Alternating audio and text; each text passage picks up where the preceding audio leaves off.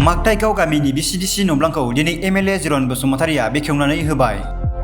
बिसायख'थिनि सिगां रायजो राजाफोरनि सिगाङाव जेरै खोथा होनाय एरैनो प्रमद बर' सरकारनि खामानि मावनाय।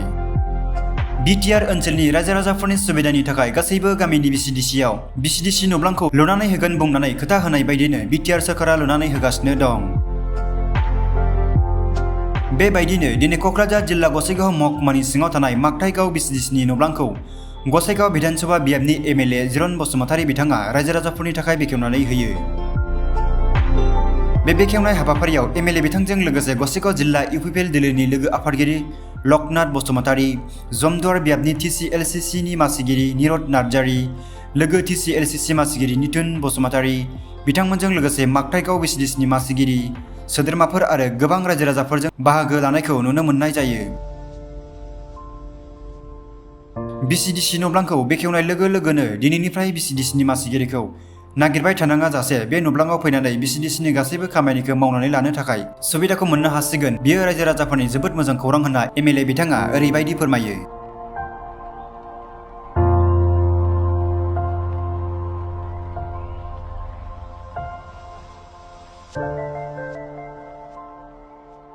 बिथांमोना निश्चय मिथिगौ प्रमद बर' बिथाङा बिटिआरनि चिफ जानाय लोगो लोगो बिटिआरआव थानाय गासै 420टा आथिखालाव भिसिडिसिफोर दङ। बिनि गेजेराव गोबाङानो भिसिडिसि दंब्लाबो अफिस गैया। नाथाय आथिखालनि बिटिआरनि चिफ प्रमद बर' बिथाङा रायजो राजानि सुबिदानि थाखाय मोनफ्रोमबो भिसिडिसिआव जाहाथे मोनसे मोनसे अफिस जायो बेखौ थांखि लानानै मोनफ्रोमबो भिसिडिसिआव 25 लाख करि भिसिडिसि अफिस लुनो थाखाय बिथाङा बेखौ सेंसन खालामनानै होदों। थिग बेबायदिनो गुबुन गुबुन भिसिडिसिआव जेरैबायदि न'खौ लुफुंनाय जादों, दिनैहाय बेहाय मागथाइगाव भिसिडिसिनि आन्डाराव बे मागथाइगाव जायगायाव बे भिसिडिसि अफिसखौ दिनै लुखांनायनि उनाव बेखेवनाय जाबाय। गतिके बे बेखेवनाय लोगो लोगो दिनै बे ओनसोलनि एबा बे भिसिडिसिनि आन्डाराव थानाय गामिफोरनि रायजो राजाफ्रा जोबोद मोनसे खुसि जादों। मानो होननानै बुङोब्ला बिथांमोना दिनै बे अफिसावनो फैनानै जिखिनि खामाय जागोन भिसिडिसि लेभेलावहाय बेवहायनो बिथांमोना खामानि मावफैनो हासिगोन आरो बेवहाय प्रेसिडेन्ट भाइस प्रेसिडेन्टखौ लाफानानै जेसेबां मेम्बारफोर सायख'जानाय भिसिडिसि दङ बिथांमोना बे अफिसावनो पार्मानेन्ट जिरायगोन।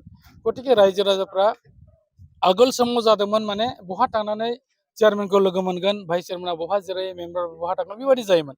नाथाय दिनै पार्मानेन्ट अफिस जानाय लोगो लोगो बिथांमोना खुनु उसुबिदा जानाय नंलिया। बाव फैनानै गासैबो खामानिखौ मावनो हागोन, सुबिदा असुबिदा बिथांमोना फोरमायफैनो हासिगोन। गतिके बे खामानिया जोबोर मोजां जादों आरो थाबैनो भिसिडिसिनि अनगायैबो गुबुन गुबुन अफिसफोरखौ लुफुंनो थाखाय बिटिआर सरकारा थिरांथा लादों। गतिके आं सानो आरोबाव बेयो जोंनि बिटिआर जौगानायनि मोनसे आगान। गतिके दिनैनि बे दिना जोंनि बे मागथाइगाव भिसिडिसिनि सिङाव थानाय गामिफोरनि थाखाय रायजोफोरनि थाखाय जोबोद मोनसे खुसिनि सान आरो बिथांमोना लैहोर लैहोर फैनानै बे हाबाफारियाव बाहागो लाफैदों। इयुन समाव रायजो राजाफोरनि मोजां खामानि जागोन बेखौ हास्थायदों जोङो आरो आं बेखौनो दिनैनि बिथांमोननि सिगाङाव फोरमायनाय जाबाय। बिसायख'थिनि मोनसे कुइसन लकसभाया जोबोद खाथिथारसै मेल मिटिं खुंगासिनो इउपिपिएल दला माबायदि सागाफारा जादों? दा बिसायख'थिनि बाथ्राखौ बुङोबा लकसभा बिसायख'थिया जिहेतुके खाथियावनो सफैबाय। दा जोङो बेखौ फुल सुइं प्रिपारेसन इउपिपिएल दोलोआ दङ आरो नोंथांमोना निस्सय मिथिगौ जोङो दा कलिसन गभर्नमेन्टनि मोनसे दोलो। दा जिहेतुके आथिखालाव जे 5 नम्बर लकसभा क'क्राझार समस्ति बेयो 1 नम्बर हयथ' जासिगोन नाम्बारा।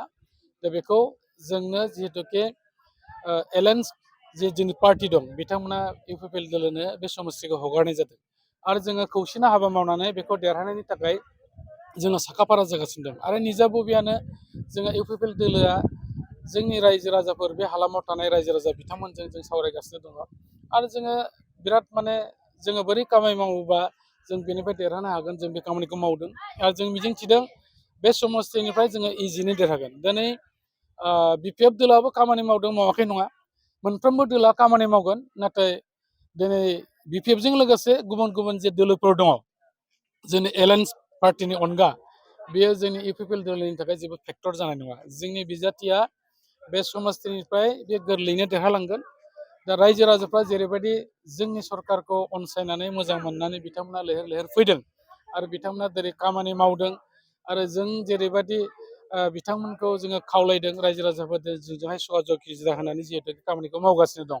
गतिके जों सानो बेयाव गुबुननि दोलोआ बेवहाय जोंखौ जेबो खालायनो हानाय नङा आरो नोंथांमोना नुदों गोबां जायगायाव बिपिएफ दोलोआ जयनिं हाबाफारि लादों नाथाय जों बाव नुनो मोनदों बांसिन जे जयनिं हाबाफारि बे थाखानाय गावसोरफोरनि केडारफोरखौनो बिथांमोना सापर्टारफोरखौनो लानानै जयनिंखौ देखायफ्लादों आरो लोगोसेयै माखासेफ्रा गुबुन गुबुन दोलोनिफ्राय जायफ्रा माबा मोनसे पार्टिनि डिसिप्लिनखौ मानियैनि थाखाय जायफ्रा एक्सपेल खालायजादों बिथांमोना जइन लाहैदों दा बेथ' आरो गिदिर बाथ्रा नङा दा गतिके जोङो बेखौ जेबो सानाखै बिथांमोनाबो गावसोरनि थाखाय मावबाय थाथों जोंहा बुंनांगौ खोथा गैया नाथाय बिथांमोना जोंनि थाखाय जेबो फेक्टर जानाय